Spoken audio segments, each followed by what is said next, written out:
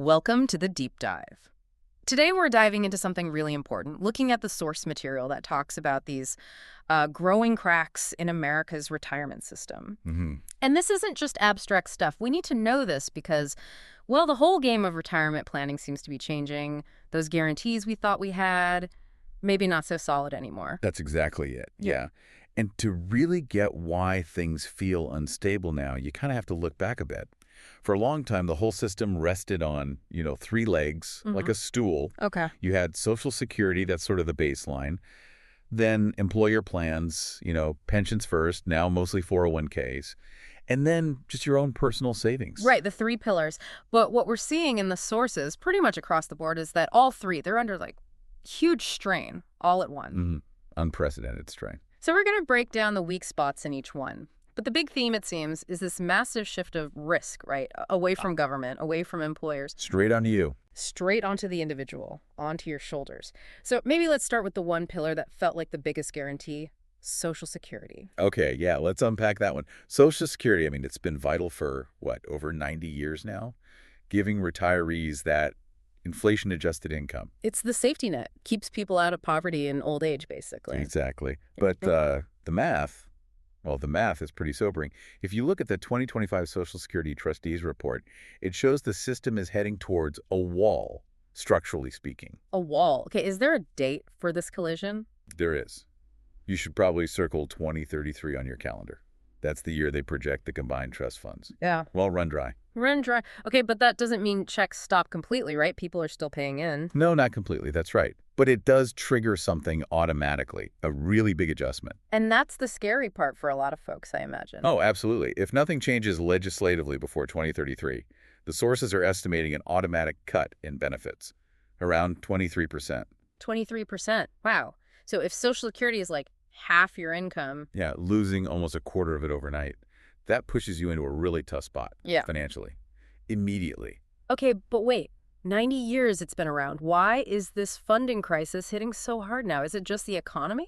Well, that's what's interesting. It's not purely economic. The real driver here is demographics. It's the sheer size of the baby boom generation retiring. Oh, okay. They're pulling benefits out in record numbers, while the generations behind them are smaller, maybe seeing slower wage growth. Yeah. It throws the balance off. And there's a specific number that shows this strain, isn't there? The worker to beneficiary ratio. Exactly that. Yeah. So back in the mid-90s, things looked pretty good. You had about 3.5 workers paying taxes for every single person drawing benefits. Okay, 3.5 to 1 seems sustainable. It was.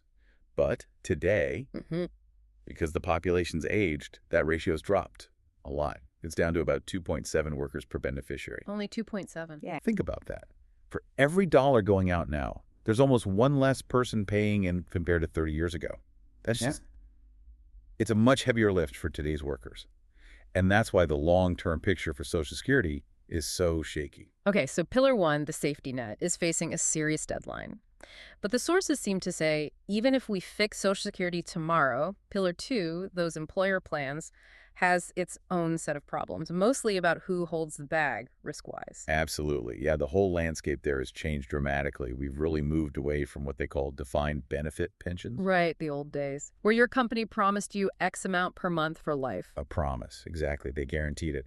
But now, it's almost all defined contribution plans. Yeah. Like your 401k. And that shift is key, isn't it? Because suddenly the investment decisions, the market ups and downs, even how long you live, that risk is all on you. Completely on you. You're not promised a certain income anymore. You just get whatever your investments manage to produce. You basically become the CEO of your own retirement fund. Okay, but being CEO seems to be getting harder. Huh. You could say that. It's getting way more complex. These employer plans, they're starting to offer all sorts of alternative investments. Like what? We're not just talking stocks and bonds. No. Beyond the usual index funds, you're seeing things like, complex private assets, private equity, even cryptocurrencies showing up inside 401k plans now. Whoa, crypto in a 401k. Now hang on, isn't more choice a good thing? Why are the sources calling this a risk? Well, it's seen as a risk because it muddies the waters around a really important protection: fiduciary responsibility. Okay, what's that exactly? So the people managing the plan, the fiduciaries, they have a legal duty to act only in your best interest, solely for the participants. Right. But when they start adding things like crypto, super volatile, not very transparent assets, It potentially exposes you to huge market swings without the usual safety nets or, the easy access to your money you get with typical funds. Mm. So the sources are asking, how can these fiduciaries square that legal duty to protect your money with offering investments that could, frankly, blow up? Yeah, that sounds like a potential conflict. Okay, so that's complexity risk. But even if you steer clear of crypto and just stick with plain old mutual funds in your 401k, there's another problem the sources highlight, is hidden fee trap. Ah, yes. This is huge. And it's something most people just don't see. We all focus on the returns, right, what the market did. Sure. But we often miss the fine print, these administrative fees, charges for managing the investments. They just quietly siphon money out of your account. Okay, let's make that real. Because the sources had a pretty stark example, didn't they? About just a 1% fee? Yes, exactly. 1% per year. It sounds tiny, right? Yeah. Negligible. Yeah, hardly seems worth worrying about. But compound that over a 30 or 40-year career, that little 1% fee. It could literally shave off tens of percent from your final retirement savings total. Tens of percent. Just from a 1% annual fee. Yeah. Think of it like a tiny leak in your house's foundation. You don't notice it day to day, but over decades. It causes major damage. Exactly. You're pouring money in, getting market growth, but that 1% is constantly being diverted. It's not compounding for you. It could be the difference between retiring when you want and having to work, several more years. And the fact that these fees often aren't crystal clear makes it even worse. Hard to make smart choices if you don't know the real cost. Absolutely. The lack of transparency is a massive problem. It makes it almost impossible for the average person to compare options properly. Which leads us straight to Pillar 3, our own personal savings. If fees are nibbling away at our 401k, I guess the same thing's happening in our brokerage accounts or IRAs. You got it. Same forces at work. When you're investing on your own, you run into all those same costs. Management fees, trading costs, sometimes performance fees. They all just chip away at your actual take-home returns. It's like a hidden tax on your future. Okay, so we have issues within each pillar, but then there are these huge, external storms brewing that affect everything. Inflation, obviously. Right. Eats away your purchasing power. Makes that nest egg worth less over time. And market volatility. Big swings up and down, which feels a lot scarier when your 401k isn't just supplemental, it's basically all you have. Terrifying for people nearing retirement. Right. But connecting all this to the really big picture, the source material raises the loudest alarm about, fiscal sustainability. We're talking about the national debt. Yeah, this a number. It's hard to even wrap your head around. The U.S. federal debt recently crossed $36 trillion. Trillion. With a T, it's just staggering. And it forces you to ask some hard questions about whether the country can keep running things the way it has been. So how does that connect directly back to me, the person trying to save for retirement? Well, think about it. Congress has this enormous fiscal hole they need to fill eventually. And where do they look for revenue? Uh-oh. Those retirement accounts, 401k, IRAs that have been growing tax-deferred or tax-free for years, they start to look like a pretty tempting target for policymakers desperate for cash. So it's not just about deficits in general, it's about tax policy risk. The actual rules for how our retirement savings are taxed could change. That's the direct threat the sources point to. To deal with that mountain of debt, future politicians might decide to, say, increase taxes on your retirement income when you withdraw it, or maybe even tax the assets inside the accounts. Wow, changing the rules right when you need the money. Exactly. And that same fiscal pressure. It also circles back and makes it harder to find political solutions for Social Security and Medicare funding, too. It's like a triple squeeze. Okay, this is a lot. So given all these cracks, Social Security uncertainty, the risk shift in 401ks, hidden fees, and now this huge debt cloud hanging over everything, what's the takeaway? What are we supposed to do? Well, the first step is just understanding this stuff.